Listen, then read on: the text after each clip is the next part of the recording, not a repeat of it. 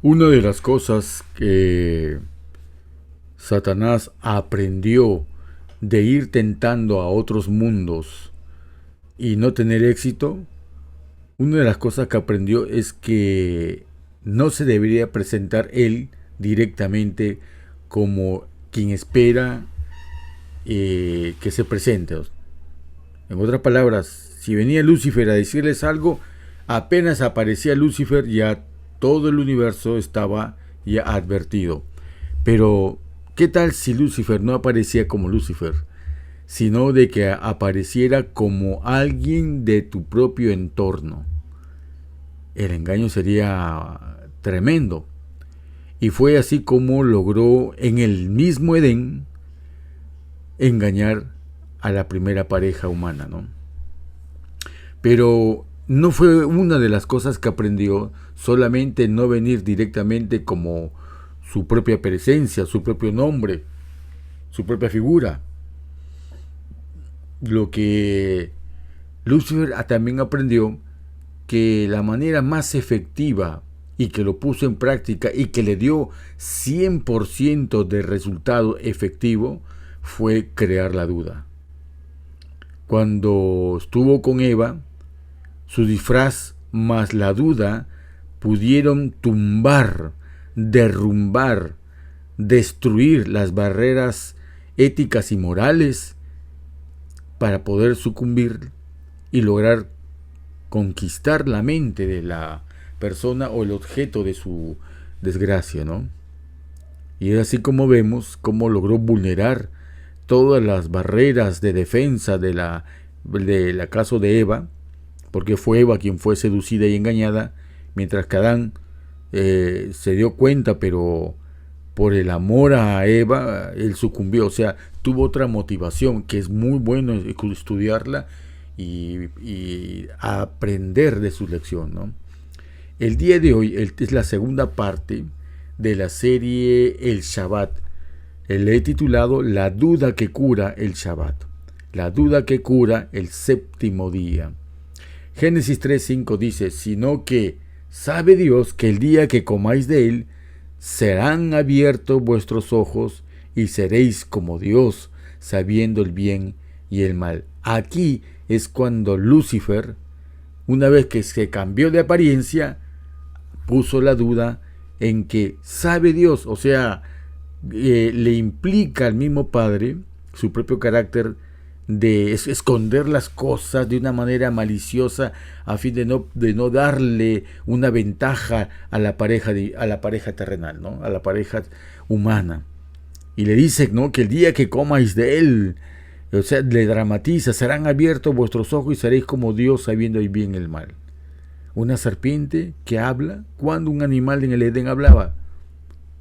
Pero vemos cómo él, por atreverse a desconfiar y a dudar del Padre, logra tener una excelencia superior a lo que el Padre le había impuesto. En otras palabras, el Padre te ha creado, pero para que seas su esclavo. ¿Y cuántas personas se están tragando hoy ese cuento de que el Padre nos ha creado para ser sus esclavos?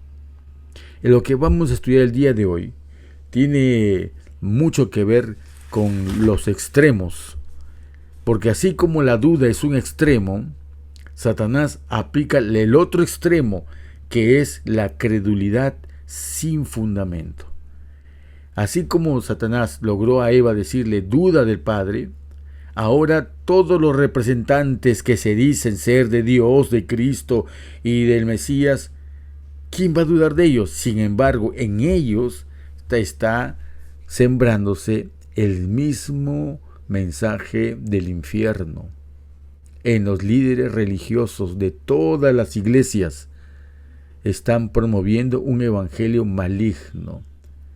Tan maligno que este video es solo una parte de lo que vamos a ir desarrollando a través de este video acerca del Shabbat. Porque es necesario saber de que así como la duda y la total credulidad son extremos del mismo engaño. ¿Hemos sido engañados en la iglesia? Sí. ¿Acaso no fue el mismo que engañó delante del trono del Padre en el cielo a un tercio de los ángeles? ¿Acaso no fue en el Edén cuando a un ser creado por el mismo Padre es el vehículo para que Satanás engañe a la mujer? Y luego Adán dice, la mujer que tú me diste, en otra palabra, tú, Padre, si yo he caído es porque tú has proveído el medio para ser engañado. O sea que el culpable no soy yo. Y Eva le dice, no, la serpiente que creaste. O sea, nosotros somos parte de ese engaño de haber sido muy confiados en las cosas que se nos dice. Mire, confiados podemos ir en las cosas que dijo el Padre, no, ahí dudamos. Pero entonces muchos dirán, entonces lo mejor sería no dudar.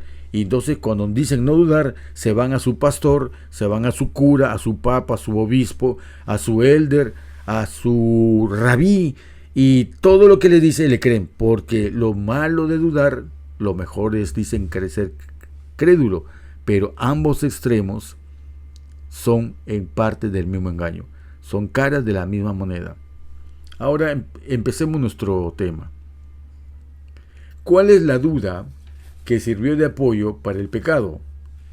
Y en Mateo 4:3 dice, después que Cristo, el Mesías, Yahshua, fue bautizado y escucha las palabras del Padre que le dice, tú eres mi Hijo amado, Él almacenó, permitió que esas palabras encontraran un reposo, un descanso, un asentamiento profundo en su corazón y mente y alma. Así que cuando sale Satanás vestido de ángel de luz, a primera vista pudo haber desconcertado a cualquiera de que realmente era un enviado del Padre. Satanás siempre es con cachos, con cuernos, con pezuña de cabra y con un tridente en la mano, pero esta vez no, lo ven con un ángel de luz, lo ven majestuoso, lo ven superior a la naturaleza humana. ¿Quién puede dudar de eso? Pero las palabras que dijo, si tú eres el Hijo de Dios, si tú eres condicional, la duda puesta en bandeja, ordena que estas piedras se conviertan en pan. Lucifer esperó más de 40 días, por decir 40, ¿no? Pero para que cuando la naturaleza humana esté más débil y necesitada. Y es ahí cuando le dice, bueno, si tú eres el Hijo de Dios, dudas de ser Hijo de Dios, mira cómo te ha puesto el Padre. Si fueras su hijo, tendrías comida, agua, te servirían los ángeles, tendrías un carro, casa, prosperidad, un buen matrimonio, tendrías a tus hijos dándote nietos, pero al final viene una prueba en la vida, como en el caso de Job, que está puesta en bandeja, que Satanás venga y susurre la duda de que somos hijos de Dios. Porque cuando siembra la duda, es cuando el hombre se atreve a comprobar por su cuenta, se atreve a robar lo que no tiene, se atreve a codiciar lo que no le es justo, no le es legítimo, para satisfacer su propia inseguridad. ¿Acaso muchos de los que llamados hombres mujeriegos no es una inseguridad detrás de ser un varón? ¿Acaso de los que roban no es una inseguridad de decir no sé si tendré para futuro lo que necesito? Siempre los pecados parten de una inseguridad personal. Algunos de manera patológica, en algunos de manera muy sutil, pero todo parte de dudar. ¿Proveerá Dios ayuda para mi prueba? ¿Proveerá Dios seguridad a mi necesidad? Entonces, cuando ocurre una prueba, tendemos a dudar de Él, porque ese es el objetivo final de la duda. ¿Cuál es el remedio de la duda sembrada por Satanás? Y el remedio para la duda es este. Y les di también mi Shabbat para que fueran una señal entre mí y ellos, para que supieran que yo soy Yahweh, que los santifico. Y acá muchos van a decir, ¿y qué tiene que ver el Shabbat con la seguridad de ser un hijo de Dios? Ese es legalismo, van a exclamar algunos. Y les digo, muchos afirman cosas sin comprender lo que nos está diciendo la Escritura. Muchos se fijan en la forma, pero no en la lección.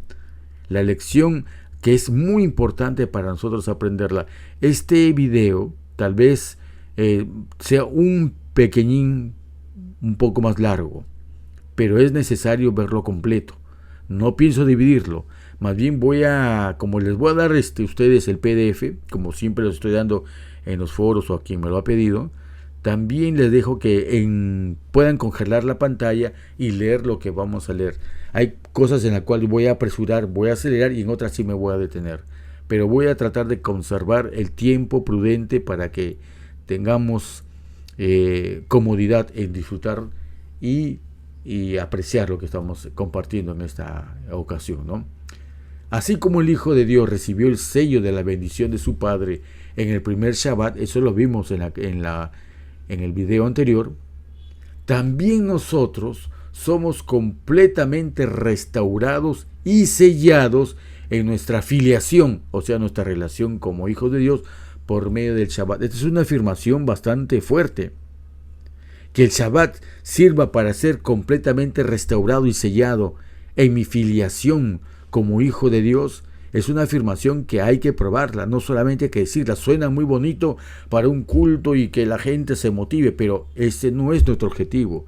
Trabajar por emotividad o por palabras de afirmaciones tan grandilocuentes que nos impulsan a tener una efervescencia no es buena, porque es al final una estatua, un ídolo de pie de barro.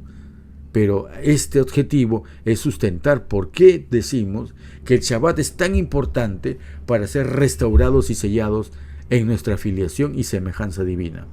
Por eso, en la afirmación que estoy haciendo aquí, que lo vamos a desarrollar, por eso el Shabbat será la gran prueba en la crisis final. Tercera pregunta, o tercer punto, ¿qué hay detrás de destruir al Shabbat? ¿Cuál es la intención?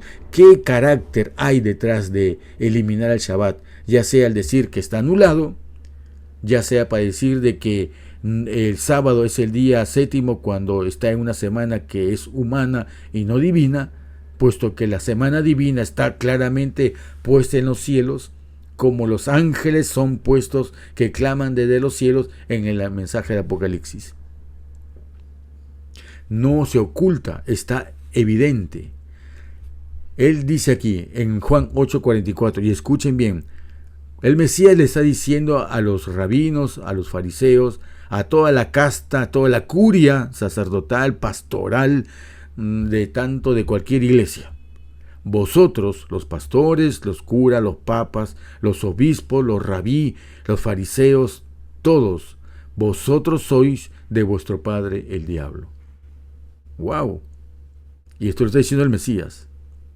Y los deseos de vuestro padre queréis hacer. ¿Así? ¿Y cuál es ese deseo? Y le dice él ha sido homicida desde el principio. ¿Cuál fue el deseo de matar a quién que tuvo Lucifer desde el principio? Si dice que fue homicida desde el principio, tiene que haberse visto desde el corazón. Solamente el Padre y el Hijo pueden haber detectado en el corazón el nacimiento real de su rebelión, que era el tener ganas de matar a alguien porque le estorba no ser lo que quisiera, pero que se le permitió 4,000 años, más de 4,000 años de la historia de esta tierra, para que al final se le dijera, ok, tienes la libertad de probar lo que hay en tu corazón. Y lo primero que él intentó y que logró fue asesinar al Hijo de Yahweh. Por eso el Mesías, llegando ya encarnado, vulnerable, sin los privilegios celestiales de ser el Hijo del Eterno, aquí de una manera totalmente desprotegida, se le dice a los rabinos, a quien su teología promueve el homicidio de todas las formas posibles, porque recuerden lo que dijo el Mesías, todo lo que me hagáis a mí, pero todo lo que quieren hacer de los demás me lo hacéis a mí. Y si quieren hacerme algo a mí, háganselo a mis pequeños.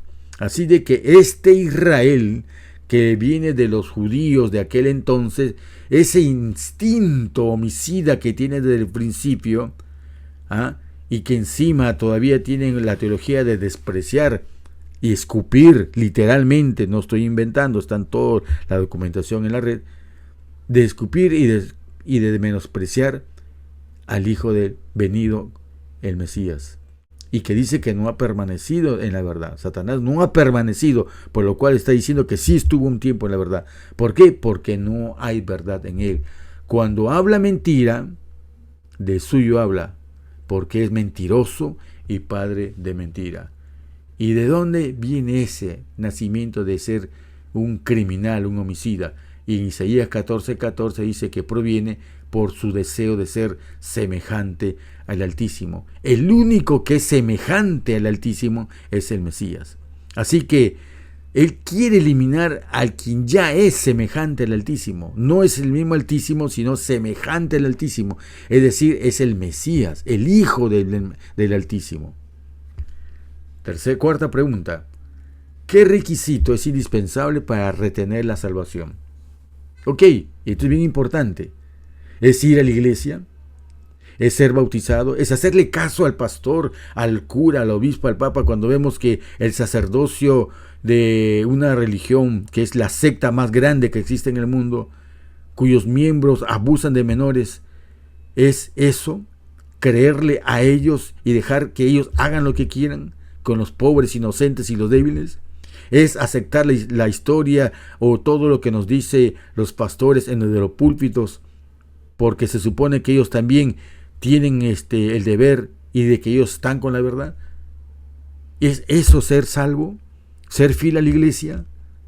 ¿A sus 28 doctrinas, al manual de iglesia, al catecismo, al credo de cualquier iglesia? ¿Es eso ser salvo? Jeremías en la escritura nos dice que no se alabe el sabio en su sabiduría, ni en su valentía se alabe el valiente, ni tampoco el rico se alabe en su riqueza, mas alabes en esto el que se hubiera de alabar, en entenderme, y acá subrayo, entenderme y conocerme, porque cuando uno conoce bien al Padre, jamás dudaríamos de su palabra y de sus intenciones, que son paz para nosotros. Pero como no lo entendemos y no lo conocemos, cualquier cosa que se nos presenta nos asusta. Cuando estuvo Pedro en aquel momento en la embarcación, en medio de la tormenta, y veía una sombra caminar entre ella, y al final tuvo un fantasma, dijo. Y que dijo, no temáis, soy yo. Y lo miran entre la bruma, y qué confianza dio saber de que dentro de las pruebas que nos rodean puede estar el mismo Padre caminando entre ellas, dándonos seguridad de que no nos hundirá la embarcación de nuestra vida. Que soy yo, dice, hay que entenderlo y conocerlo. Que soy yo, Yahweh, que hago misericordia, juicio y justicia en la tierra, porque estas cosas quiero, dice Yahweh. Entonces comprendemos ahora la raíz de lo que dijo Juan, de lo que registró Juan en el capítulo 17 y verso 3, cuando el Mesías dijo, y esta es la vida eterna, que te conozcan. ¿Escucharon bien? No es tener filiación en alguna iglesia, o tener el carnet, o estudios en hebreo, griego, arameo, o saber no sé cuántas cosas más. Es conocerlo al Padre. ¿Y a quién hay que conocer? Miren lo que dice él. Las palabras del Mesías son palabras de un testigo que estuvo en los cielos, bajó a la tierra y nos dijo lo que hay en el cielo, cosa que ningún hombre lo ha hecho. No existe un hombre que haya ido al cielo y haya regresado, ni tampoco un hombre que haya ido a la muerte y haya regresado. El único que tanto fue al cielo como al Seol y que regresaron es el Mesías. Así que ¿vamos a dudar de las palabras del Mesías? ¿Le vamos a exigir que tenga testigos cuando qué testigo lo acompañó al cielo y regresó? ¿O qué testigo fue a la muerte y regresó? Entonces él dice que la vida eterna es que te conozcan. El peso de sus declaraciones es infinita frente al montón o montañas de argumentos humanos que puedan contradecir lo siguiente. El único Dios verdadero. No dice que es parte de tres. El único Dios verdadero, lo está testificando el único que fue al cielo y regresó, y el único que estuvo muerto y vivió, y que por sí mismo puede tener el testimonio de decir esto con toda solvencia: que te conozcan a ti, el único Dios verdadero, y a Jesucristo, el Mesías, Yahshua, a quien has enviado. ¿Quién puede contra este argumento que sale de la propia boca de él? ¿Pero qué hacen ahora? No le creen. Lo mismo que Adán y Eva, lo mismo que los que pecaron, no le creen. Creen a lo que dice su maestro, sus pastores, el catecismo, que son 3. Le creen a ellos y ponen como argumentos lo que las criaturas que nunca fueron al cielo y lo vieron dicen. O sea, aceptan opiniones y no aceptan los hechos, porque el que el Padre haya dado las palabras a su Hijo para que nos diga esto es un hecho, no una opinión. Un único Dios verdadero y a su Hijo a quien ha enviado. Entonces, a partir de ahí, vamos a comprender el Shabbat, y el Shabbat nos va a dar una garantía de tener, ¿qué cosa? La tranquilidad y la paz de saber entender y conocerlo. Y nadie, como ya no hay duda, vamos a poder vivir otro conflicto de una doctrina acerca si viviremos llegando a vivir una vida sin pecar. Y vamos a ver qué nos dice la Escritura. 5. ¿Por qué recibimos del Hijo de Yahweh su Espíritu? Y acá viene, por eso le digo, estas verdades que se desarrollan no pueden desarrollarse simplemente no porque les haya faltado voluntad del cielo de ser revelada, sino porque existe un gran escollo en la mente y en los ojos que en los grandes religiosos, que es la Trinidad. El creer de que el Espíritu es otra persona paralela al Padre y al Hijo. Pero aquí vamos a ver por qué recibimos del Hijo su Espíritu y no de un tercero independiente del Padre y del Hijo. Juan dice: respondió Yahshua y le dijo: de cierto os digo, no puede el Hijo, escuchen bien, no puede el Hijo hacer nada por sí mismo, sino lo que ve hacer al Padre, porque todo lo que el Padre hace, también lo hace el Hijo igualmente. ¿Ok? O sea, todo lo que hace el Hijo es porque lo ha visto hacer al Padre. ¿Y en qué momento el Padre le enseñó cómo dar el Espíritu a su Hijo? Porque esto resuelve muchos temas en cuanto a la duda de la Trinidad. Porque si fuera un tercero, el Padre y el Hijo se quedan como testigos mirando cómo el tercero entra dando, no sé qué sería, su propia presencia, porque un espíritu que tiene espíritu, no sé qué espíritu sería. Y eso lo vamos a ver más adelante. Y vamos a ver lo que se dice más adelante Juan. Porque el que Yahweh envió, las palabras de Yahweh habla. Ok, pues Yahweh no da el Espíritu por medida. O sea, hay 2 cosas que tenemos que ver acá. Que vemos que el Hijo, si da el Espíritu, tiene que ser como el Padre se lo dio. Y si da el Espíritu, no lo da por medida, no es mezquino. Es un Padre de abundancia. Vivimos en un universo de abundancia. La escasez y la pobreza es porque hay voluntades infernales en este mundo, que los hombres retienen lo que no debieron haber retenido, sino permitir que sea bendecido, que las bendiciones de Dios sean para todos, ¿no? En Éxodo 31:17 vamos a ver en qué consiste lo que vio el Hijo hacer al Padre y que ahora el Hijo lo hace como ejemplo que recibió de su Padre. En el 7º día cesó y reposó. Esto lo vimos en el video pasado, así que les recomiendo regresar y ver. Reposó significa nafash, no es descanso, no es simplemente la manera romántica y ociosa de vemos. Esta palabra, esto que vemos aquí, reposó, es simplemente esta de acá, es acá, pero significa, ¿qué cosa? Respirar. ¿Qué más dice? Ser soplado, refrescado, es un refrigerio y refrescarse. ¿De acuerdo? Bien, una vez que ya hemos recordado esto, ¿qué significa cesar y reposar?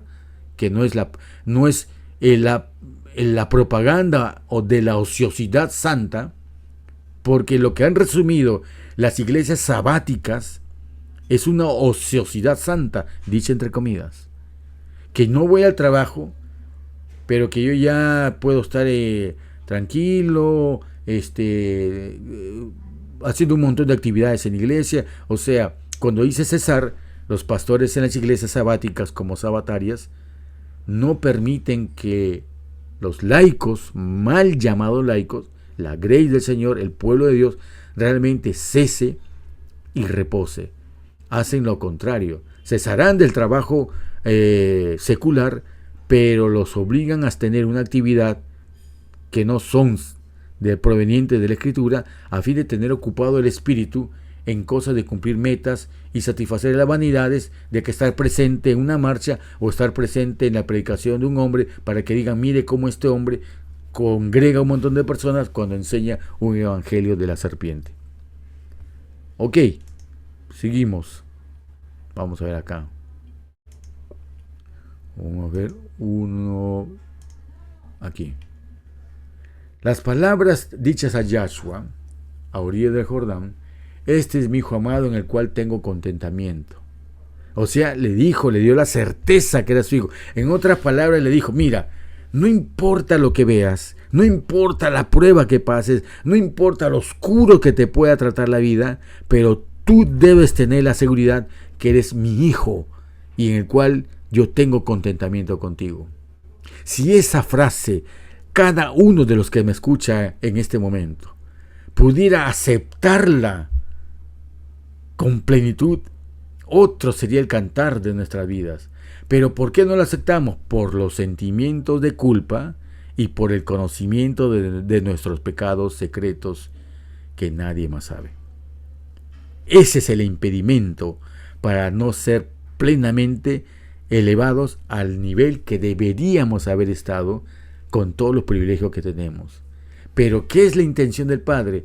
Decirle a cada uno de nosotros, este es mi hijo amado en el cual tengo contentamiento. ¿Por qué lo digo? Porque dicen que esas palabras abarcan a toda la humanidad. Dios habló a Yahshua como a nuestro representante. No obstante, todos nuestros pecados y debilidades no somos desechados como inútiles. Él nos hizo aceptos en el amado. La gloria que descansó sobre Cristo es una promesa del amor de Dios hacia nosotros. ¿Y en qué consiste esa gloria y por qué? Y miren lo que se comenta aquí. Por lo tanto, es imposible, lo remarco acá, es imposible recibir el deleite del Padre cuando no venimos a Él en el espíritu de su Hijo. Entendimos de que si no recibimos el espíritu de su Hijo, no podemos ser conducidos a recibir el deleite y aprobación de su Padre. En otras palabras, cualquiera que niegue que el Mesías es hijo venido del seno del Padre, no recibe el espíritu de su Hijo y por lo tanto hay un bloqueo al gran volumen de bendiciones que el Padre está dispuesto a darnos. La única manera de hacer esto es reconocer que por naturaleza, que dice acá, reconocer por naturaleza que hemos luchado contra el Hijo de Dios. O sea, Padre, perdóname, porque en realidad todo mi pecado es una lucha contra tu Hijo. No acepto su pureza, no acepto su santidad, no acepto sus métodos, porque sus métodos tienen que primero limpiar el templo, como lo hizo con el templo de Jerusalén, para que nosotros, siendo el templo, pueda estar preparado para recibir la presencia del Padre. Es su espíritu que llega primero a arreglar este templo para que el Padre pueda venir de una manera digna a tener con una compañía. Entonces, el Espíritu del Padre, juntamente con el Espíritu de su Hijo, hacen campamento en nosotros. Y aquí viene un paréntesis que me veo oportuno hacer. Aquí entendemos por qué en la teología del templo del que somos, es necesario considerar al régimen pro salud como el brazo derecho del mensaje del tercer ángel, porque para condicionar y preparar este templo para recibir el Espíritu es necesario que empecemos a cuidarlo, a limpiarlo y mantenerlo en el mejor estado posible, sean las circunstancias, sea la herencia, sean por hábitos, sea por lo que sea. Este templo, Dios quiere, a través de su Hijo, curarnos, literalmente, curarnos, sanarnos, recuperarnos, sacudirnos de toda nuestra desgracia, porque este templo tiene que tener la dignidad de recibir al Padre en su plenitud. La majestuosidad del templo de Jerusalén, con todos sus muros de mármol que brillaban al atardecer como si fuese y que resplandecían por las planchas de oro, era simplemente un detalle de lo que Él quiere hacer de nosotros, recuperar nuestra dignidad como templo para Él. ¿De acuerdo? Bien, sigamos. Yo les invito a que lean ustedes para poder avanzar y no demorar mucho. El medio por el cual hacemos este reconocimiento es confesando la muerte de Cristo. Ok, voy a leer entonces lo que viene acá.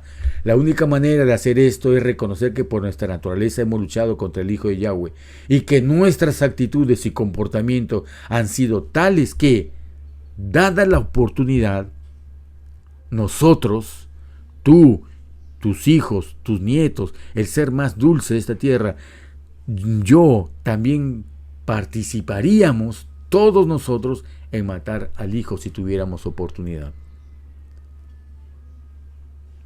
Y eso es cierto, hermanos. Los culpables de la muerte de Cristo no son solamente los judíos. Los judíos expresaron el odio de toda la humanidad concentrada en ese pueblo. Y los romanos indican que el poder, cuando está bajo la influencia de los malignos pueblos de Dios, como ahora lo están, conducen a tolerar y a justificar muerte en el prójimo. Y matar al prójimo es una forma de matar al Mesías, porque no lo tolero. Pero ese prójimo, esos animalitos que a usted no le gusta, como arañas, serpientes y otras cosas desagradables, tienen su propósito de existencia. Lamentablemente nuestras ciudades tienen condiciones para que estos animalitos indeseables estén. ¿Y qué hacemos nosotros? Los matamos, los asesinamos, y peor aún, a nuestro prójimo, que no es de nuestra raza, no es de nuestro color, no es de nuestro credo, como hizo el catolicismo de arrasar con violencia la expansión de su religión. También actualmente vemos que gente que se llama pueblo de Dios tiene este mismo instinto, que no ha menguado en nada, mucho peor cuando no aceptan al Hijo del Eterno. Este problema explica muchos problemas geopolíticos, económicos, educacionales, de género, culturales que existen en nuestro mundo. El hecho de que nosotros no aceptamos el Espíritu de su Hijo. Y que cada pecado indica cada vez un atrevimiento de que si pudiéramos, lo mataríamos. ¿Acaso no ven gente en las marchas que odian y que queman la Biblia y que hacen una parodia del sacrificio del Hijo y que en los carnavales gay no ponen a un Cristo gay también haciendo un montón de ademanes ofensivos? Que si ellos pudieran tenerlo a la mano lo matarían al Hijo de Dios. Y nosotros no estamos tan lejos de eso tampoco. En medio por el cual hacemos este reconocimiento es confesando la muerte de Cristo por nosotros. Cuando aceptamos que Él fue herido por nuestras transgresiones y maltratado por nuestras iniquidades, entonces la puerta se abre en el santuario de nuestro Padre para que podamos recibir su bendición. O sea, si no aceptamos que nosotros matamos al Mesías para que podamos ser salvos, entonces no se abre la puerta del santuario. Y vamos a sustentarlo esto. Por eso en las nuevas iglesias, que las mal llamadas la apostasía omega, porque esto es fruto de la apostasía omega, Estas iglesias que ya se toman café, se come afuera de horas, hay una música rock, ya no se abre mucho la Biblia, cada uno hace lo que quiere, una iglesia cómoda porque cuando el hombre pecó se instaló en el hombre la enemistad contra Dios. Todos nosotros tenemos, queramos o no, querramos o no, tenemos una enemistad latente contra el Padre y contra el Hijo. Esa enemistad se manifiesta en que no nos gusta orar, no me gusta leer la Biblia, prefiero cosas que halaguen mi egolatría, mi vanidad, mi sensualidad, porque sensual viene de sentido, y me gusta una iglesia en la cual hay una gran ópera, una música de órgano tan ceremonial como es la iglesia romana, y así vamos a otra iglesia con colores, luces, que se habla de prosperidad, de cosas halagüeñas. Es una iglesia o una religión sensual. Y entonces les viene la pregunta, ¿y cuándo se abren esas puertas del santuario para recibir sus bendiciones? Y aquí viene una cosa bien interesante. Aquí viene una cosa bien interesante. Está escrito en la Biblia que acaso es necesario que se abran las puertas del santuario para que yo pueda recibir la bendición que el Padre tiene para mí. Vamos a ver. Punto 6. ¿En qué ocasiones especiales dice la Biblia, no las opiniones de los hombres? Porque aquí hay que hablar con escrito está. Muchos hablan, no, que si Cristo murió, esa es una opinión. Pero hay que sustentarla en un escrito está. Entonces, sustentemos pues ahora, nos desafiamos a nosotros mismos a presentar en qué ocasiones se abre el santuario. En qué ocasiones, cuando se abre el santuario, el Hijo de Yahweh nos da su espíritu. ¿En qué ocasiones? Vamos a ver. Así ha dicho Yahweh el Señor. Ojo, no está diciendo, y acá permítame ponerlo en esto, ¿quién lo está diciendo? ¿Quién lo dice? ¿Lo dice algún sacerdote? ¿Lo dice algún papa, algún cura, algún pastor de iglesia, algún rabí? ¿Quién está hablando lo que vamos a leer ahorita? Establezcamos que los así dice Yahweh es lo que tiene un peso de absoluto sobre los demás. Así que en este caso no lo está hablando la opinión de un maestro, de un profesor, de un rabino, de un teólogo, de un instructor. No, acá va a hablar el Eterno. Así que ojo, pestaña y ceja. La puerta del atrio interior que mira al oriente estará, ¿qué cosa? Estará cerrada los 6 días de trabajo. O sea, los días de trabajo, ok, 6 días de trabajo. No hay ahí puerta abierta. Pero, vamos a ver acá. Pero en Shabbat se abrirá. ¿Y dónde más? Y se abrirá también, ¿dónde? ¿Dónde se abrirá también? En los novilunios. ¿Está escrito o no está escrito? Si no está escrito y no quieren que sea así, ¿dónde está en la escritura que diga que esto ya no está? Y muchos van a decir, eso es ley antigua, hermanos. Así, vamos a verlo, vamos a comprobar. Y adorará, vamos a borrar esto para que no moleste, y adorará y se abrirá también en los novilunios. Así mismo, ¿para qué es ese abrir de puertas? Esas puertas que se abren en el santuario en esos días es ¿para qué? ¿Para qué? Por eso hay el propósito del enemigo que usa gente para decir que es letra muerta y que los Shabbat ya no son vigentes, o peor aún, que han transformado el Shabbat y lo han convertido en sábado, siendo distintos. El Shabbat es parte de la semana celestial, porque al decir novilunio, quien nos está diciendo es un hecho astronómico los Shabbat, mientras que los sábados es un séptimo día de una semana terrenal, corroborada, o mejor dicho, fomentada también no solamente por el romanismo, sino por un judaísmo que sacó del oculto sus reglas esotéricas para acomodarse a la semana juliana. Así que por esa razón, en las iglesias hay una gran pobreza espiritual, hay una presunción histórica de creer y pretender recibir la lluvia tardía, cuando cuando no están adorando en el día correcto. Y peor aún, no adoran. Si fuera cierto, vamos a ponerle, que si fuera cierto que el sábado fuera el día séptimo verdadero, ¿qué hacen en las iglesias sabáticas o sabatistas? ¿Adoran al Padre? No, les prohíben estar de rodillas mucho tiempo. Les prohíben que cada oración se haga de rodillas. Les prohíben abrir la Biblia en los temas que tiene la Biblia. Les prohíben abrir todos los diques que están reteniendo la verdad con injusticia. ¿Por qué? Porque no los dejan cesar y no los dejan reposar. O sea, hay muchas cosas que hay que entender aquí. Adorará el pueblo de la tierra delante de Yahweh al entrar a la puerta. ¿En qué días?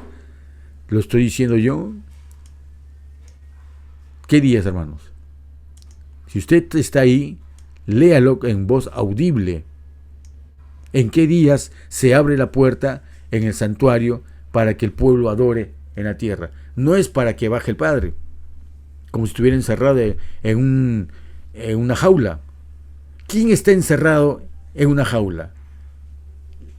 ¿El cielo o nosotros? Nosotros. Y cuando se abren las puertas, ¿a quién liberan para ir hacia el otro lado?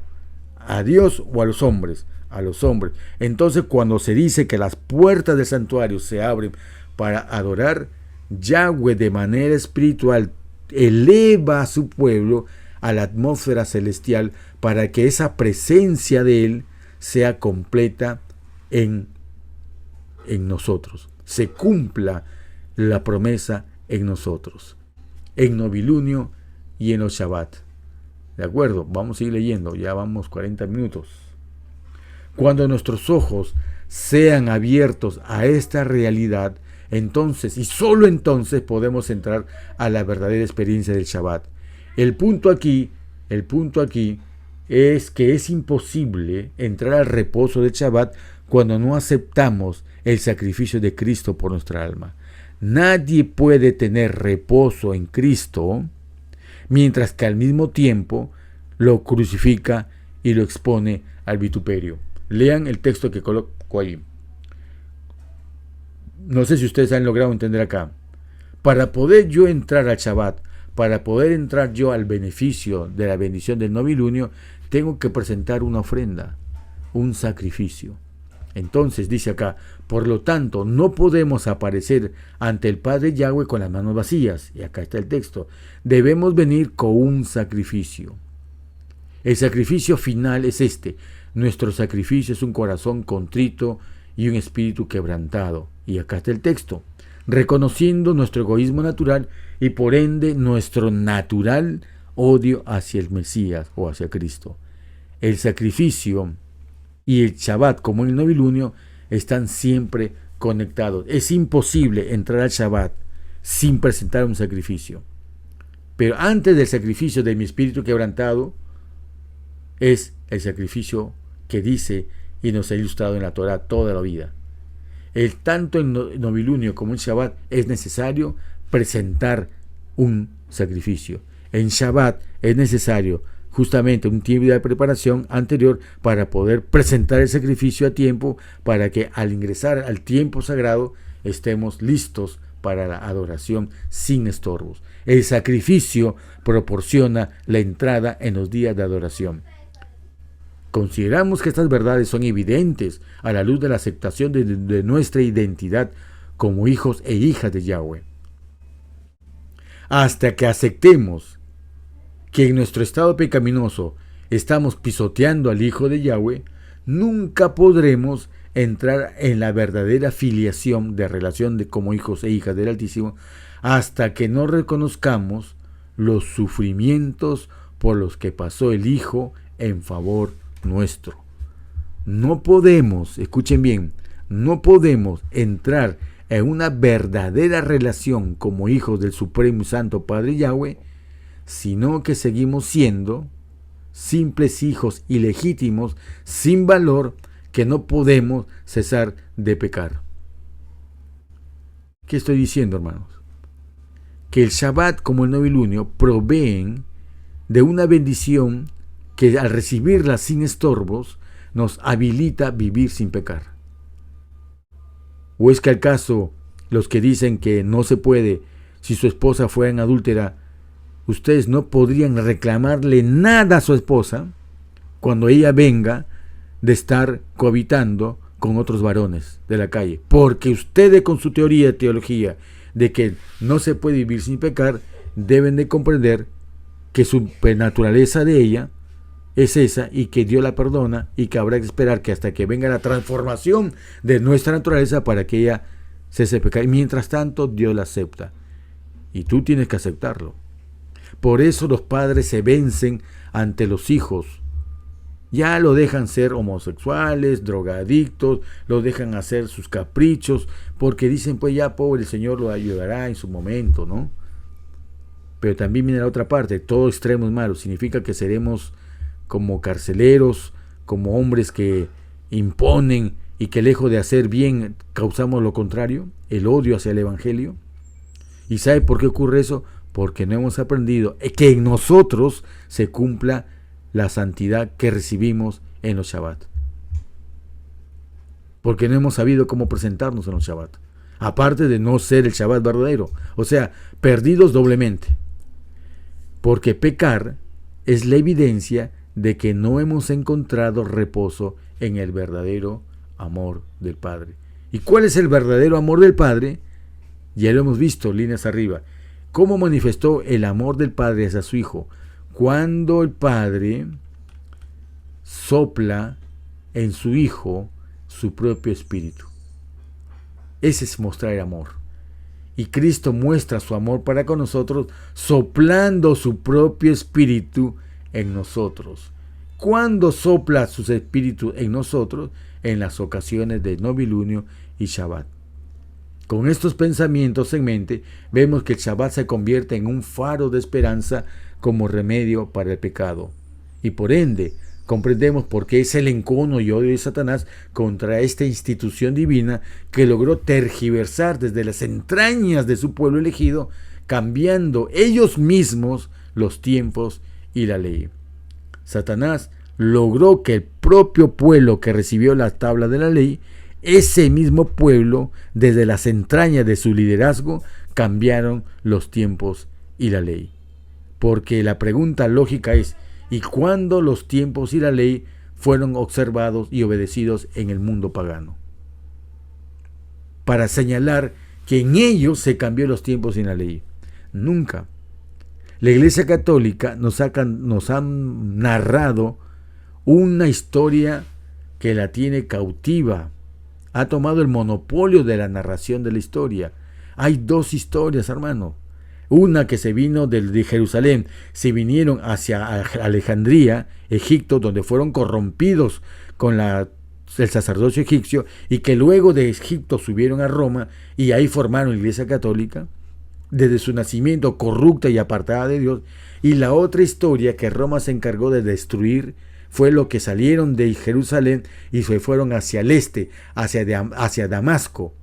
Y en Damasco fueron protegidos por el imperio persa. Y que ahí prosperó la obediencia del verdadero Shabbat en comunidades que eran conocidas como comunidades judías, no cristianas, pero que creían en el Mesías. O sea, eran los verdaderos cristianos. Pero Roma destruye esa historia, quema inclusive los libros que iban a ilustrar a los pastores adventistas en la época de Frum.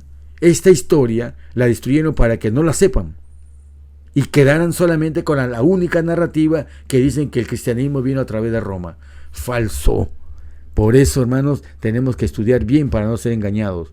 Por eso, esto lo que estamos diciendo es un pensamiento solemne como profundo. Solemne, ¿por qué? Porque reconocemos que es necesario presentar un sacrificio para tener acceso a las bendiciones del novilunio y del Shabbat. Y no son sacrificios comunes, según nos ilustra la Torá, ya que en cada uno de estos días hay sacrificios muy especiales que hablan y reclaman a nuestra inteligencia, atención y estudio mayor. Próximamente vamos a estudiar un capítulo acerca de los sacrificios, prometido.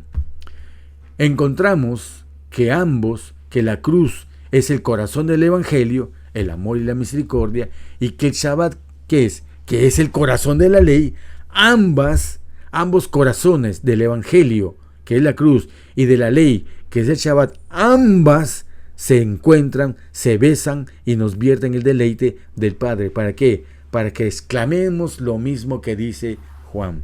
Mirad cuál amor nos ha dado el Padre para que seamos llamados hijos de Dios. Hijo de Dios acepta el corazón del Evangelio, que es la cruz, y también acepta el corazón de la ley, que es el Shabbat. Por eso el mundo no nos conoce, ni siquiera en la iglesia, que se supone que debe saber esto. Ni siquiera en esa iglesia conoce esto, porque no le conoció a él. Amados, ahora somos hijos de Dios. ¿Cuándo? Cuando ambos corazones se juntan en un beso. Y aun cuando no se ha manifestado aún lo que hemos de ser, pero sabemos que cuando Él se manifieste, seremos semejantes a Él. O sea, si nosotros queremos recibir el sello de los 144,000, es cuando hemos llegado a su semejanza. Y su semejanza llega cuando Él se ha manifestado. ¿Y cuándo se manifiesta Él? Cuando le veremos tal como es. ¿Y cuándo lo haremos? Cuando dice lo que dice Romanos 8:16, cuando el Espíritu mismo da testimonio a nuestro espíritu de que somos hijos de Dios. ¿Qué espíritu es ese? El espíritu del Hijo, que así como Él vio que el Padre le sopló a Él el espíritu, ahora Él, siendo el rey del Shabbat, sopla su espíritu en nosotros. Porque si fuera otro espíritu, un tercero, también nosotros, por imagen y semejanza, tendríamos nuestra vida material carnal y aparte el alma inmortal, que sería el espíritu, para que ese espíritu que es paralelo a mi persona, de espíritu a espíritu, le den la bendición. Y eso es diabólico, eso no es así.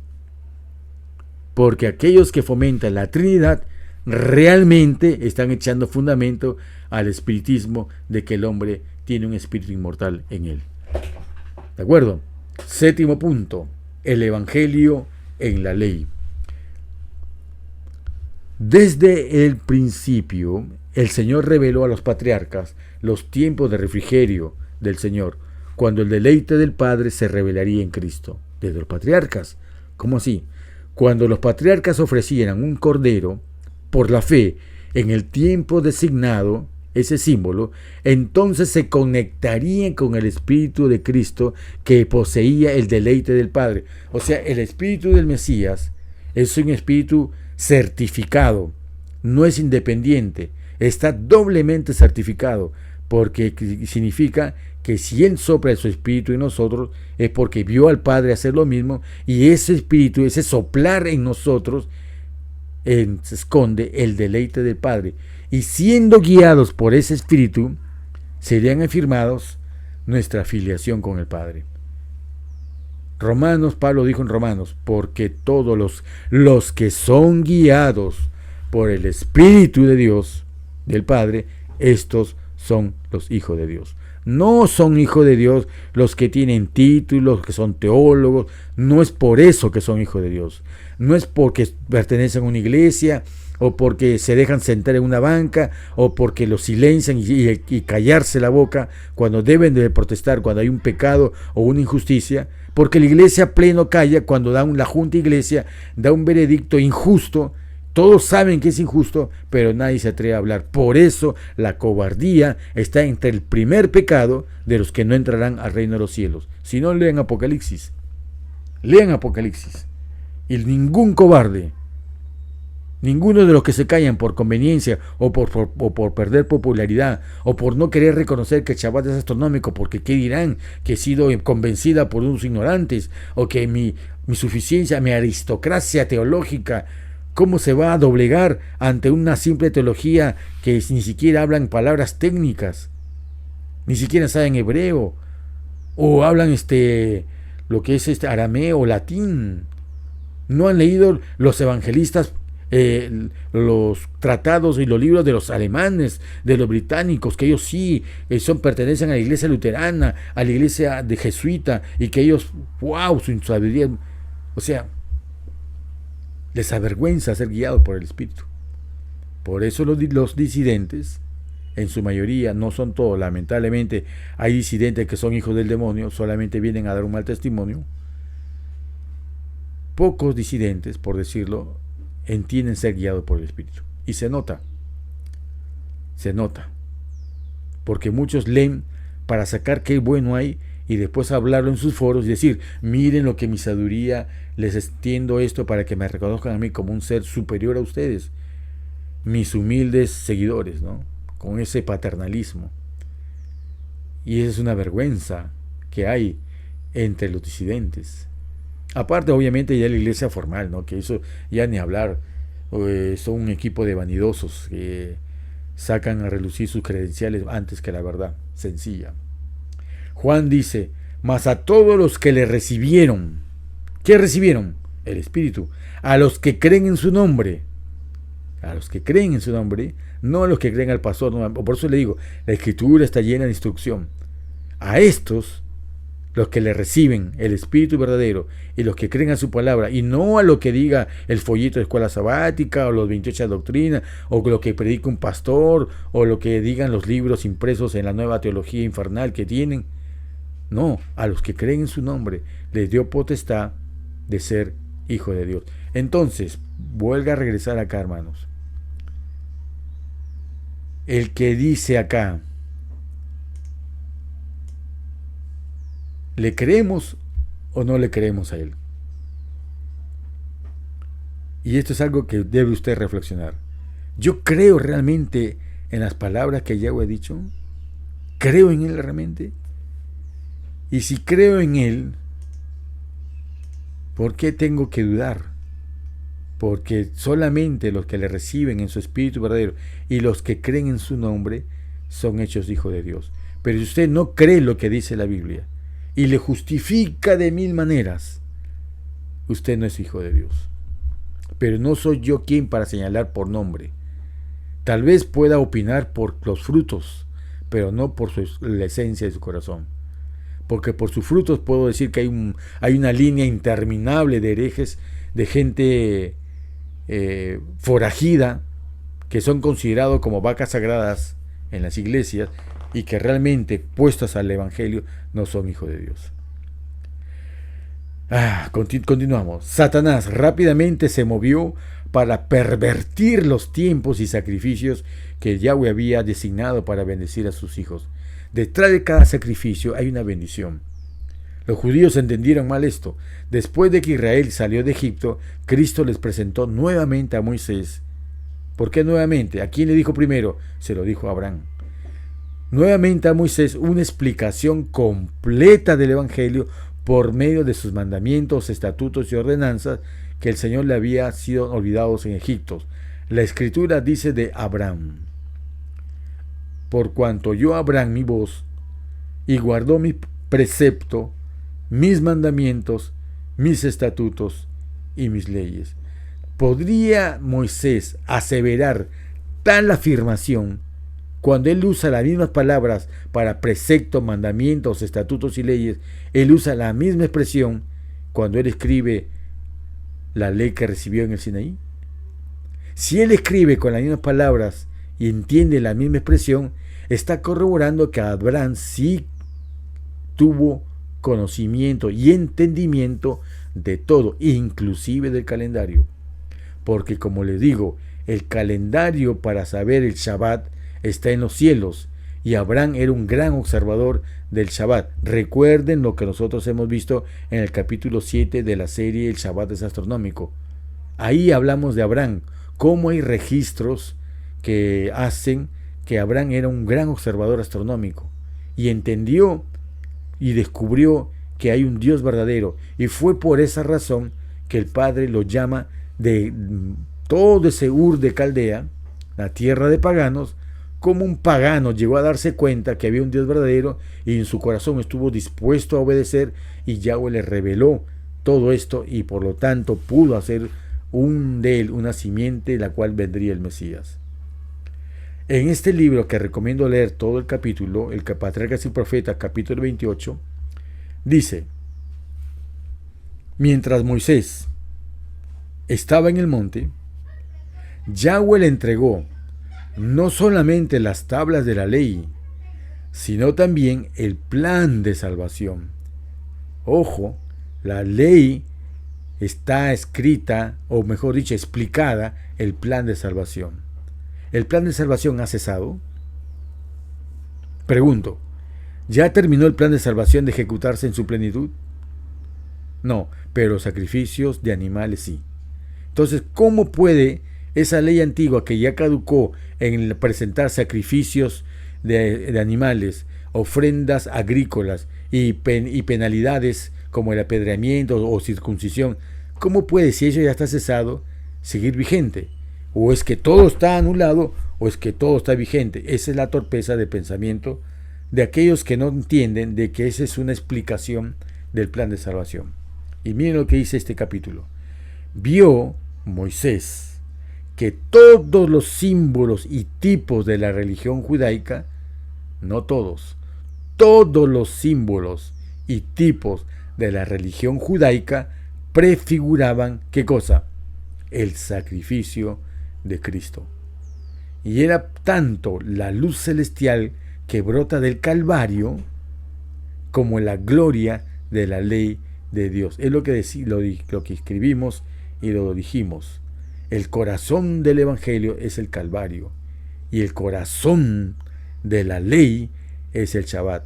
Juntos se encuentran y se besan cuando recibimos la bendición del Espíritu de su Hijo, cuando entramos al novilunio y cuando entramos al Shabbat. Ese brillo que tenía Moisés venía de haber entendido que la gloria del Padre y del Hijo estaban ahí, en estos dos corazones, del Calvario y de la ley. Y era eso justamente, ese conocimiento, lo que hacía fulgurar el rostro de Moisés.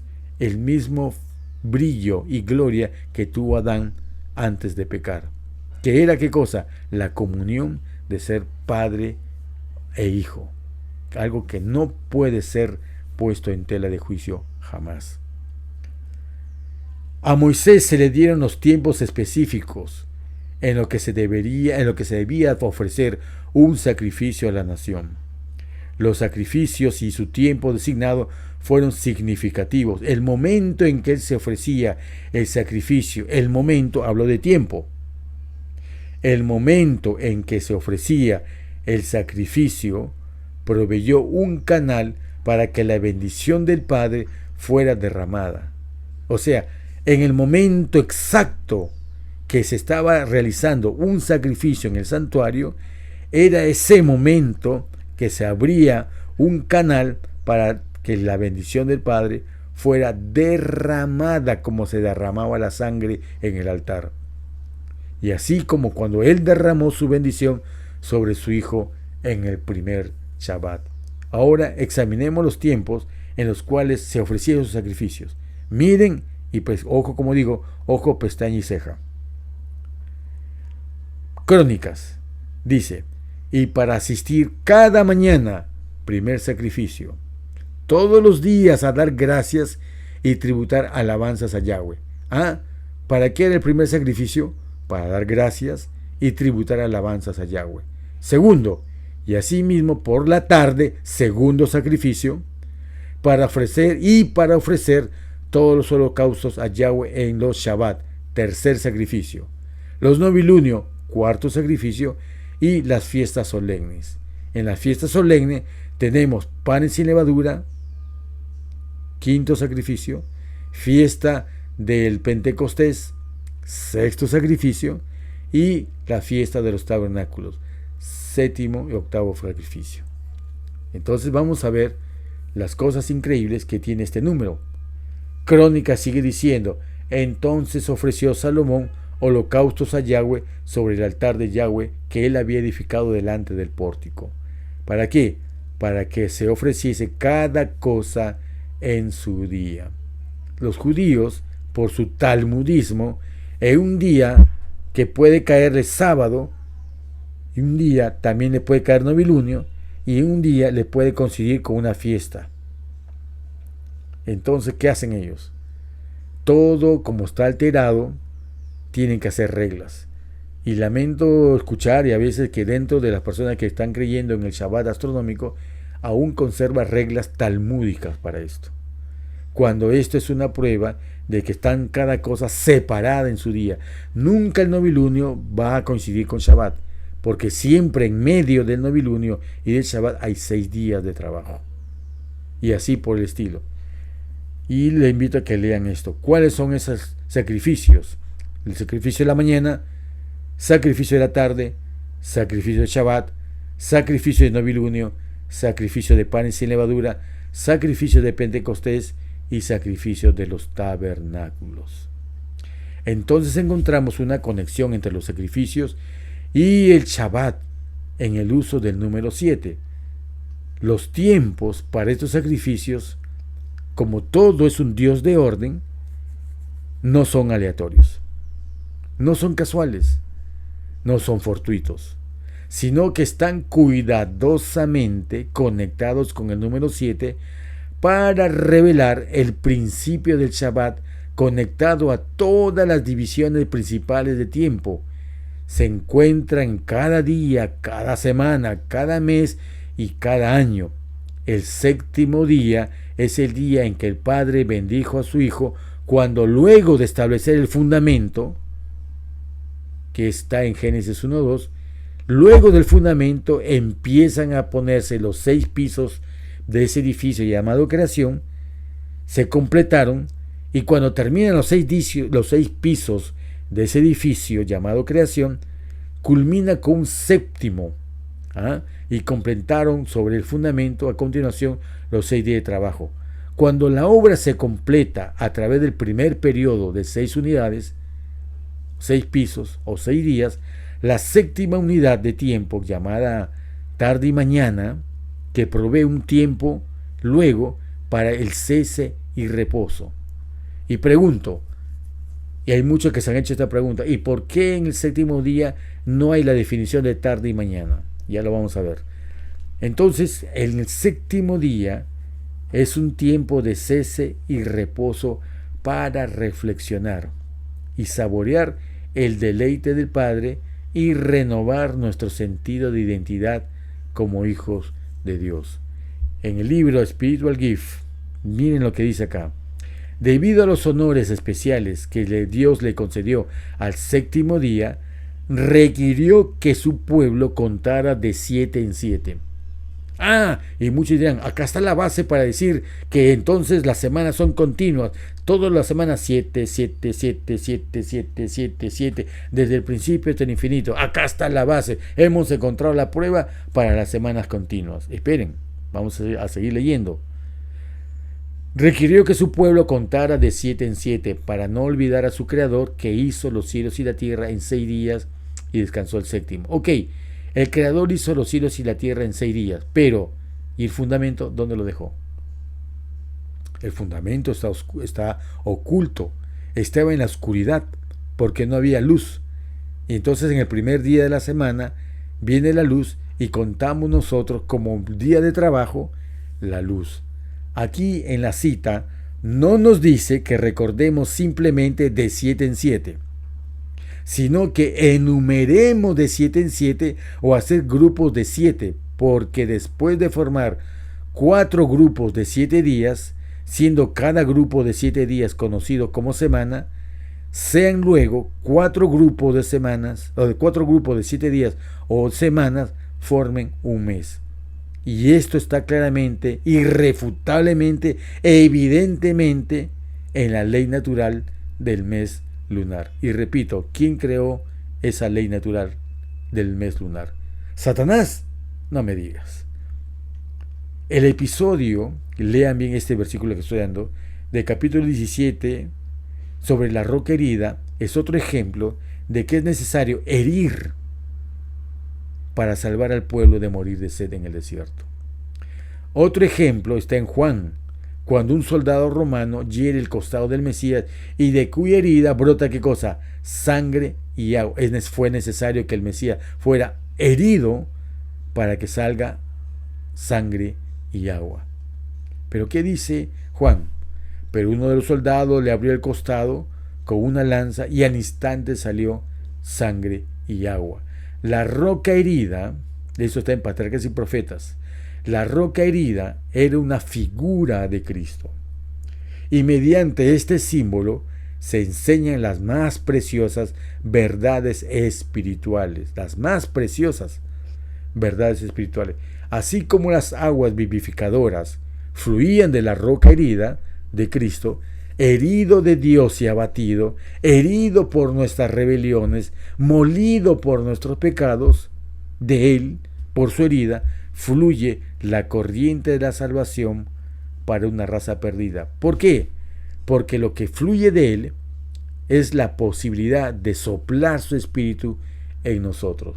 Porque si no tenemos el espíritu de Él en nosotros, nosotros no somos sus hijos. ¿Entienden el Evangelio, hermanos? Este es el Evangelio. Fue herido para que pueda fluir hacia nosotros pecadores el espíritu del Hijo, porque nosotros somos templo. Y si este templo está vacío, algo tiene que llenarlo. Y lo que lo está llenando a la raza es el espíritu de Satanás. Crímenes, adulterios, robos, estafas, vanidad, homosexualidad y un montón de cosas más, perversiones de todo índole. O sea, ¿se dan cuenta? El ser humano siempre tiene que tener presente que somos templo. Pero para que el Espíritu pueda entrar en nosotros fue necesario su sacrificio para que esa bendición pueda estar fluidamente dada y asimilable para nosotros. Pero depende de nosotros. Es como un niño. Usted puede tener, si fuera una persona carnívora, puede decir, yo tengo un buen filete con frijoles, harto arroz, pues sus bananos, lo que no, como dicen muchos, su tacacho, dicen otros, su arepa, por decir, por hablando un poco de, o sus tortas, como dicen los mexicanos, y que a un recién nacido, lo que a mí me es mi buen alimento, le trato de dar. ¿Podríamos darle ese alimento a los recién nacidos o a los niños? Claro que no. Entonces, ¿qué hay para los niños?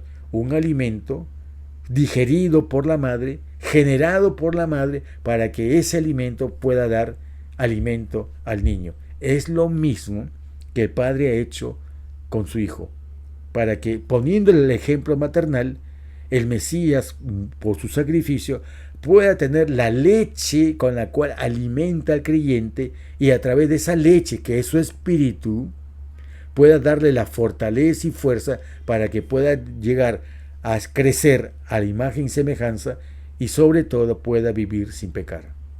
Cuando una iglesia dice que son médicos y el médico está enfermo y leproso, ¿usted le creería a esa iglesia? Claro que no. Si voy a un médico que me dice que me cure la obesidad, y cuando voy al médico lo encuentro que es el doble de mi tamaño y de mi peso, ¿puedo sentir confianza de que ese hombre realmente sabe el secreto o cómo curar la obesidad? Entonces, cuando vamos a una iglesia que hablan que Dios perdona, que por aquí por allá, queridos, que no es importante el Shabbat, el séptimo día, ya eso no es importante la unidad, porque es un mensaje de que alguien que se ha rendido a que su evangelio no funciona para poder vivir sin pecar. Entonces tienen que cubrirlo con un maquillaje. No pueden perder a la gente, porque la gente ha empezado a pensar. Y si vamos a una iglesia cuyo mensaje es, hermano, vamos a pecar hasta que Cristo venga, es porque les falta el verdadero espíritu. Y en su lugar tienen a otro espíritu que no tiene el poder para darnos la fortaleza de no pecar. Muchos temas hay que implican el Shabbat. Muchos. Ya le estoy diciendo algunos. Muchos temas son. Y eso es apenas que estamos en el segundo video.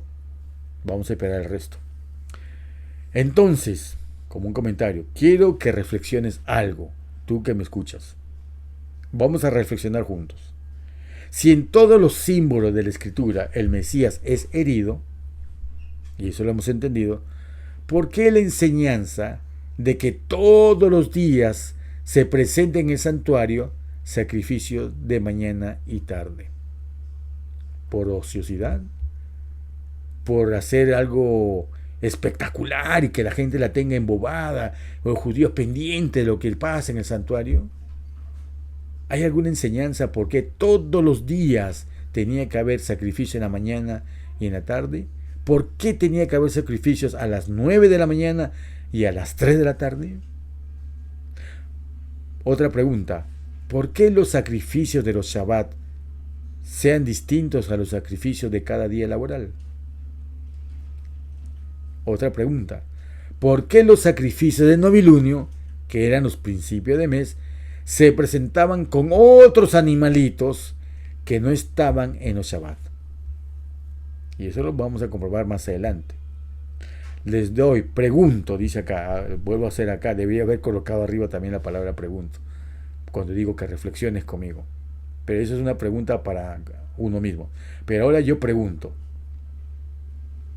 si esto continúa en cada Shabbat, en cada novilunio, y luego en cada una de las fiestas designadas, ¿qué cosa? El presentar sacrificios, cuando el cordero debía ser sacrificado, y si en cada uno de estos tiempos y horarios en que el Padre nos envía su delicia a través de su Hijo, recuerden la puerta abierta en el novilunio y los Shabbat de Ezequiel 46. Y que también, cuando reconocemos al sacrificio del Hijo, que las corrientes de vida entran en nuestros corazones y somos santificados en el proceso, y que cuando logramos descansar en nuestra relación de hijos, dejamos de pecar porque tenemos la seguridad de que somos aceptos en el Hijo. Que ya no, yo sé que si tengo hambre, Él proveerá cuando Él quiera. Que si estoy soltero, no tengo por qué estarle quitando la mujer de mi prójimo, o estar teniendo varias chicas a la vez, y ese miedo a sentirme solo, o miedo de que no sepan de que soy un varón completo, sino de que me falla la masculinidad y tengo que estar picando para darme el que soy un gran macho, cuando en el fondo no tengo la seguridad de ser un varón completo. ¿Qué pasa cuando ya no expresemos nuestra antigua enemistad y la autoimpuesta y deprimente falta de valor? Porque el que menos tiene falta de baja autoestima, y que para tener autoestima Satanás ha sabido ligarlo como que haz el pecado favorito, y para que te sientas fuerte y poderoso de que haces lo que quieres, y entonces eso te eleva la autoestima, porque ese es el meollo de la nueva psicología, y ese es el meollo que está trabajando la iglesia cuando en los camping que hace con los conquistadores se les halaga el lado carnal, la enemistad natural del hombre con Dios, porque no les gusta estudiar, no les gusta la reverencia, no les gusta la santidad, no les gusta, hay un odio, hay un desprecio, no hay un antagonismo con las cosas divinas, que tienen que irse a halagar el lado humano de la enemistad, el sentimentalismo, la sensualidad, el entretenimiento, el fast food de que presentan en la iglesia, y que muchos pastores han caído en dar ese mismo alimento venenoso. Viene la pregunta, ¿qué significado podemos entender mejor entonces del derramamiento de sangre? ¿Por qué tenía que derramarse la sangre? Si el sistema de sacrificio, aquí vamos a ir respondiendo, si el sistema de sacrificio fue diseñado para señalar un evento en 6.000 años, ¿acaso no reflejaría esto en el sacrificio de un cordero al año o de un cordero cada 7 años? Claro, ¿por qué tenemos que hacerlo todos los días, todas las semanas, todos los meses, todos los años? ¿Por qué no simplificarlo y hacer una vez al año o cada 7 años? Podría ser que el sacrificio de cada día, cada semana, cada mes y de que cada año sugiera la continuación del fluir de los manantiales de amor, sean los mismos que en los tiempos o coordinados con los tiempos en que estos sacrificios fueron ofrecidos en el santuario terrenal. Piénsalo.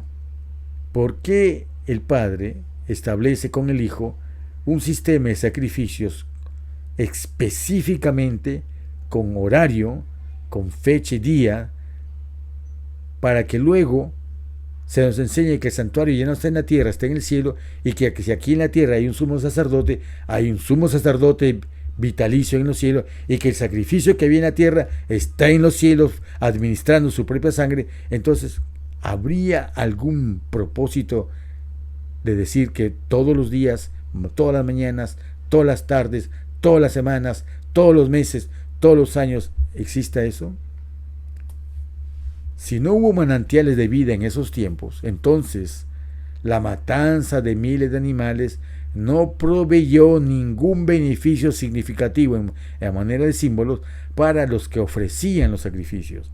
Solo servían para mantener viva la esperanza, viva la enseñanza del futuro Mesías.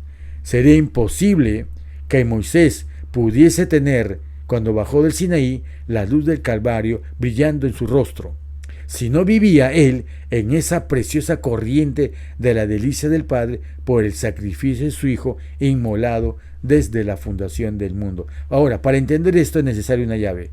Muchos dicen, no, eso ya está caduco porque ya no hay animales que se maten. De acuerdo, pero ¿qué significaba eso? Porque entendiendo el significado, vamos a entender la enseñanza que nos deja el Mesías. Y acá está la llave que resuelve este problema. Y esto lo resalto, hermanos queridos. Esto apréndanlo. Porque la vida de la carne está en la sangre. Y miren lo que dice esta versión que me encantó. Levítico 17:11 dice, y yo os la he dado sobre el altar para hacer expiación por vuestras almas. Porque es la sangre la razón de la vida la que hace expiación. En otras palabras, cada vez que se presentaba un animalito y se derramaba su sangre, esa sangre simboliza el derramamiento de la vida que proviene del santuario celestial actualmente. La sangre de los sacrificios simbolizaban en aquel entonces que en el futuro iba a venir del cielo, directamente del altar del cielo, del santuario celestial, iba a venir la sangre, mejor dicho, cambiemos ahora de palabra, la bendición de la vida del que emanó su sangre, su vida es derramada para que nosotros podamos ser expiados. Ser expiado significa ser nuevamente llenado del Espíritu del Hijo, porque nos prepara hasta que estando listos, viene el Padre, se asientan con nosotros, sella el sellamiento, a través del sellamiento, la presencia permanente del Espíritu del Padre con el Espíritu del Hijo, ambos se asientan en el hombre y permanecen para nunca más salir. Ese es el sellamiento, pero ese proceso se llama expiación y ese proceso es ser llenos nuevamente del Espíritu del Hijo. Y ese Espíritu trae la vida, ese Espíritu se nota la lección en el derramamiento de la sangre de los animales. La sangre es vida. Derramar sangre es vida. Derramar sangre es derramar vida. Herir al maestro es tener acceso a su vida. Pero para tener acceso a su vida, debo reconocer que yo tengo que sacrificarlo por mis pecados. ¿Se entienden ahora? ¿Entendemos mejor? Sin sacrificio no podemos entrar al Shabbat. Sin sacrificio no podremos entrar a los novilunio. ¿Entienden, amados hermanos? Esta es la lección más hermosa que podemos encontrar en el Shabbat. Que para poder entrar y permitírseme que se me abran las puertas y yo pueda ser elevado a la atmósfera del cielo, tengo que aceptar el sacrificio del Hijo. Y no es en cualquier día que a mí se me ocurra, ni a cualquier hora que yo quiera. Todos los días, 9 de la mañana, 3 de la tarde. Esta verdad está conocida, está entendida desde hace años, hermano. Y siempre he esperado que alguien lo comente o lo explique. Y si hay, bendito sea el Padre. Porque esto se tiene que saber para apreciar el Shabbat. Quien no aprecia el Shabbat no puede entenderlo. Y quien no lo entiende no puede compartir. Así de que empecemos a predicar el Evangelio, el mensaje del tercer ángel, porque esto es justificación por la fe. Hermanos, son tantos temas, como repito, que se unen en el Shabbat, que es una riqueza impresionante. Es muchos temas.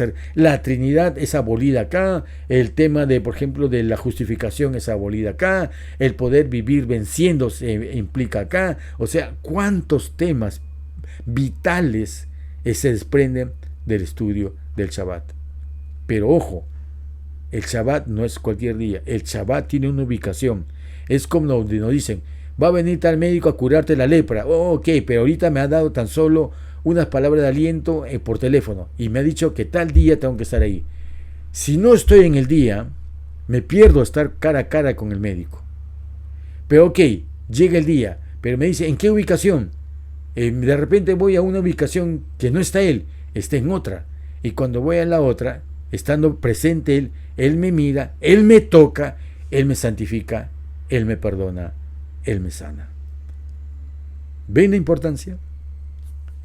Entonces, todos los sacrificios, sean las 2 veces al día, los sacrificios del Shabbat, los sacrificios del novilunio y de los Shabbat anuales, nos están diciendo, aclamando a grita, a viva voz, que en esos precisos tiempos el cielo está proveyendo de vida, como un río vierte sus aguas frescas para la vida a nuestro mundo, y en especial al hombre que se presente primero a las 9 de la mañana y a las 3 de la tarde, el horario de los sacrificios de mañana y tarde, de cada día para recibir vida y no agonizar como vemos hoy. Igualmente, idem en los novilunio, los Shabbat y demás festividades. No es ley caduca el verter vida, hermanos. ¿Se dan cuenta lo que no entienden aquellos que dicen, no, las fiestas están abolidas? No, el Shabbat ya eso era por judíos. Nosotros no, nosotros somos los Goyim, orgullosos de ser Goyim y que solamente tengo que ver las leyes noádicas. O sea, estupideces y media por seguir el libreto de los enemigos de Dios. Este vertir vida que nos enseña desde el santuario terrenal y que hoy viene del santuario celestial, no es ley caduca, hermanos. Lo que ha caducado es la muerte de animalitos, es la presentación de ofrendas agrícolas y de las penalidades de la ley, que era el apedreamiento, que era la circuncisión, que era y todo lo que vemos acá, lo que podemos leer de Levíticos y de las leyes civiles, ¿no? Pero los principios morales continúan, están vigentes. ¿Acaso no sabía Noé cuándo era un animal inmundo y cuándo es un animal no limpio? O limpio, mejor dicho. Sabía la diferencia entre animal limpio y inmundo. ¿Cómo lo sabía? ¿Desde cuándo? No ha caducado y se sigue dando en los tiempos fijados este milagro para nosotros. ¿Se dan cuenta por qué Satanás odia el Shabbat? ¿Se dan cuenta por qué ha corrompido él en las mismas entrañas de quienes recibieron la ley? En ellos se ha corrompido los tiempos y la ley, y todo aquel que se apoye en los judíos está totalmente perdido. La teología judía está que avanza y está que agarra carne, desviando a la gente de todo esto, hermanos, porque no aceptan al Hijo. Porque al no aceptar al Hijo, no aceptan el Espíritu del Hijo. Y como no aceptan al Hijo ni el Espíritu de su Hijo, no aceptan ser templo de Él. Y como no aceptan esto, ¿qué verdad pueden tener?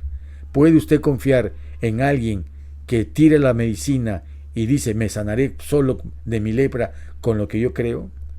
Pues tendría miedo de que entre a mi casa, porque como él desecha el remedio, su lepra viene a contagiar al resto de los demás. Y esa lepra espiritual de los judíos, a través de sus enseñanzas de que el Mesías no es el Mesías, él no ha venido, que él es solamente un hombre y que tiene que ser de David y que por lo tanto no es venido del cielo, y esa es una de las tantas teorías y de muchas más, y que el sábado sí es el saturnal, porque el sábado es una criptoreligión que promueve al dios Saturno.